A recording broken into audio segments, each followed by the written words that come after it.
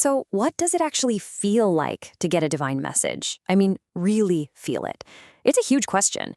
And in this explainer, we're going to go straight to a foundational Islamic account to try and understand the raw personal side of that experience. All right, let's just dive right into the core of it. How does a message from the divine actually make it into our world? It's a question that really gets to the heart of faith itself. It's about that bridge between the unseen and the seen.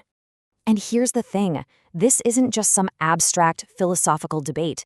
This exact question was asked directly to the Prophet Muhammad himself by one of his companions. And that simple, personal question opens up this rare window, giving us a first-hand account of what this was actually like. And his answer is so fascinating because it wasn't just one simple thing. He actually described two completely different ways that he received the divine message.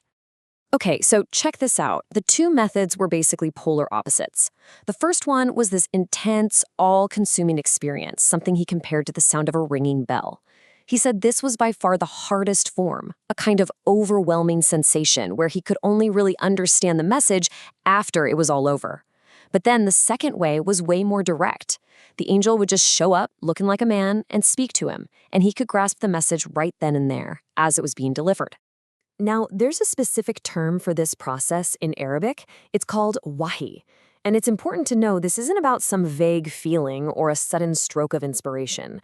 Wahi means the direct communication from God to a messenger.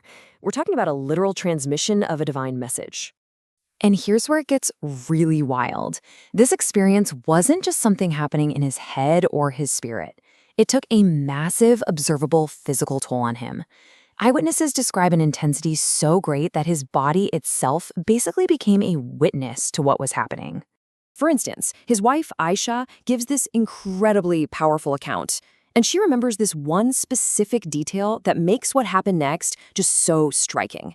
She says it was a very cold day. So even though it was freezing cold outside, the internal effort was so extreme that by the time it was over, his forehead was just dripping with sweat.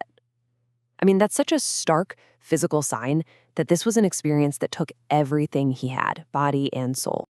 And it gets even more intense. Other accounts talk about this physical strain as a literal weight. Just think about that for a second. The sources say this weight was so real, so tangible, that if he was on his camel when a revelation started, even that incredibly strong animal would be forced to its knees under the pressure. So all of this just leads to one big question, right? Why?